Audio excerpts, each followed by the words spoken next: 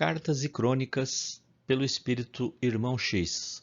Psicografia de Francisco Cândido Xavier. O caminho do reino.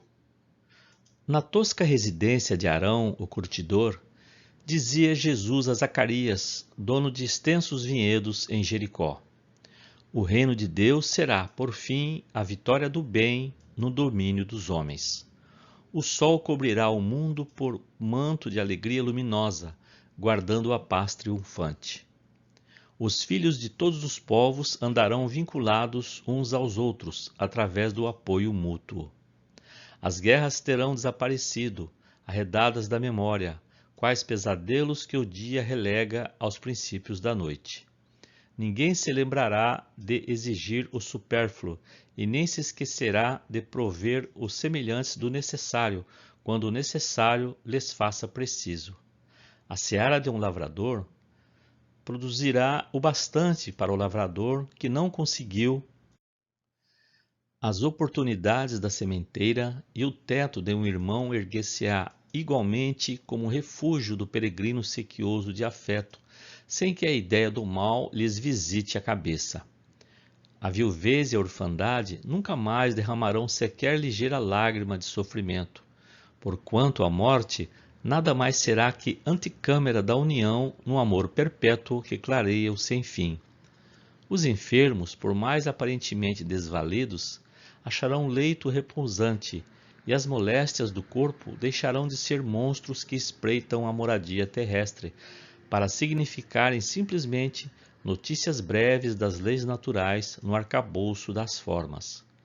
O trabalho não será motivo de cativeiro, e sim privilégio sagrado da inteligência.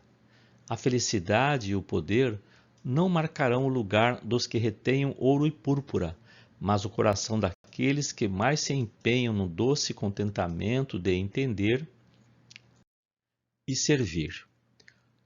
O lar não se erigirá em cadinho de provação, porque brilhará incessantemente por ninho de bênçãos, em cujo aconchego palpitarão as almas felizes que se encontram para bendizer a confiança e a ternura sem mácula.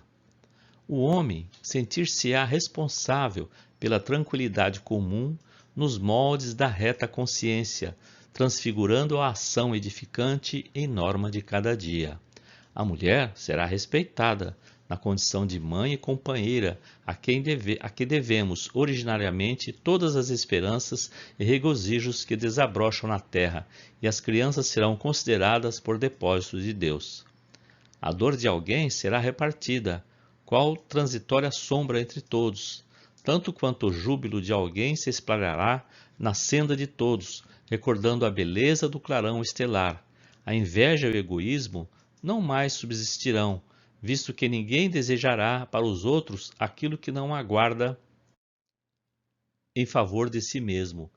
Fontes deslizarão entre jardins, e frutos substanciosos penderão nas estradas, oferecendo-se à fome do viajor, sem pedir-lhe nada mais que uma prece de gratidão à bondade do Pai, de vez que todas as criaturas alentarão consigo o anseio de construir o céu na terra que o Todo Misericordioso lhes entregou.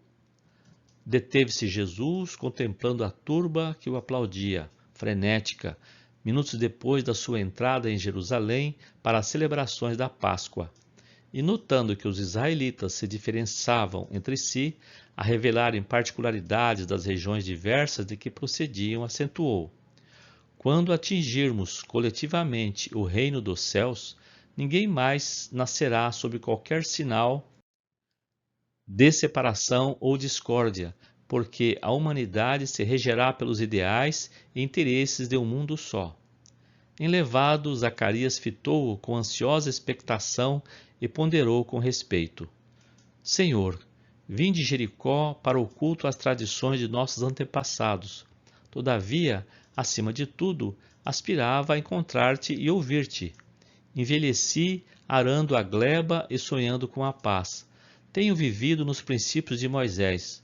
No entanto, do fundo de minha alma, quero chegar ao reino de Deus, do qual te fazes mensageiros nos tempos novos. Mestre, mestre, Para buscar-te, percorri a trilha de minha estância até aqui, passo a passo, de vila em vila, de casa em casa. Um caminho existe, claro, determinado. Qual é, porém, Senhor, o caminho para o reino de Deus? A estrada para o reino de Deus é uma longa subida, começou Jesus explicando.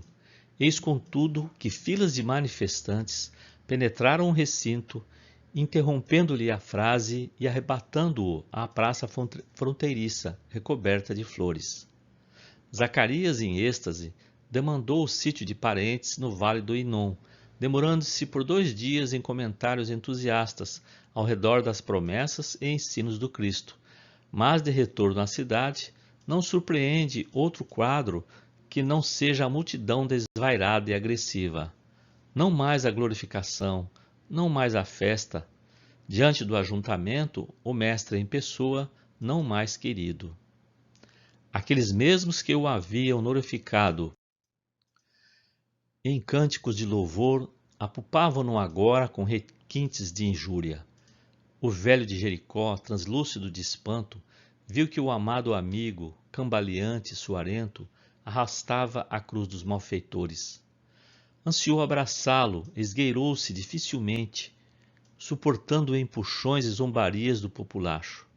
Rente ao madeiro, notou que um grupo de mulheres chorosas abrigava o mestre, à parada imprevista, e, antecedendo-se-lhes a palavra, ajoelhou-se diante dele e clamou: Senhor, Senhor! Jesus retirou do lenho a destra ferida, afagou-lhe por instantes os cabelos que o tempo alvejara, lembrando o linho quando a estriga descansa junto da roca, e falou humilde: Sim, Zacarias, os que quiserem alcançar o reino de Deus subirão ladeira escabrosa. Em seguida, denotou a atenção de quem escutava os insultos que lhe eram endereçados. Finda a pausa ligeira, apontou para o amigo, com um gesto, a poeira e o pedregulho que se avantajavam à frente e, como a recordar-lhe a pergunta que deixara sem resposta, afirmou com voz firme: Para a conquista do reino de Deus, este é o caminho.